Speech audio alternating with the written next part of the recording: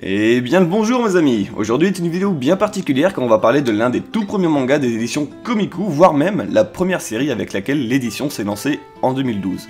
Mais avant d'attaquer l'œuvre, je fais une petite annonce pour la Japan Expo, comme vous le savez, énormément de youtubeurs y seront présents cette année. Pour ma part, j'y serai vendredi après-midi et samedi du début à la fin. Pour me trouver, ce sera simple, regardez la vidéo annonce de Kaozen à propos des meet-up car je serai avec lui à 98% de chance. Voilà, j'espère vous y retrouver. La peine de mort n'existe plus au Japon. Pour remplacer cette sentence, les prisonniers sont exilés sur une île lointaine où la survie passe avant tout.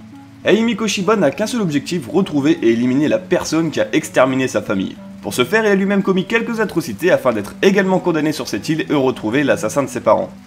Entre une haine sans précédent et un environnement hostile, notre héros arrivera-t-il à percevoir le vrai du faux? Un scénario palpitant mélangeant action et révélation.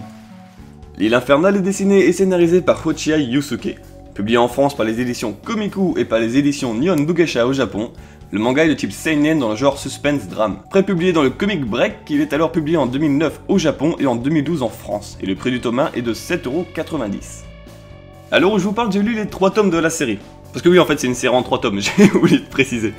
J'ai été agréablement surpris par l'œuvre, d'ailleurs, pour l'anecdote, environ à la même époque, Kaze commençait à publier Suicide Island, qui était très proche de l'île infernale, avec pour seule différence que pour Suicide Island, en fait, c'était des cas suicidaires qui étaient envoyés sur une île afin d'éviter d'augmenter le taux de suicide, je crois, au Japon. Voilà, alors que là, je le rappelle, l'île infernale, ce sont juste les gros criminels qui ont été exilés sur une île. Autre anecdote également, une saison 2 de l'île infernale est en cours de publication, toujours aux éditions Komiku, et le dernier tome sortira le 12 septembre 2019. Si par erreur, attention, tu vas acheter le tome 1 de la saison 2, bah pas d'inquiétude puisque la saison 2 n'est pas une suite de la saison 1, voilà. En fait, elle se déroule juste sur une autre île après la fermeture de l'île de la saison 1, voilà. Donc tranquille, tu peux commencer par la saison que tu souhaites. Et il semblerait qu'il y ait aussi une adaptation en film du nom de Tengoku no Shima et de Tengoku no Shima 2. Ça par contre, ça a vérifié parce que j'ai pas eu énormément d'informations là-dessus.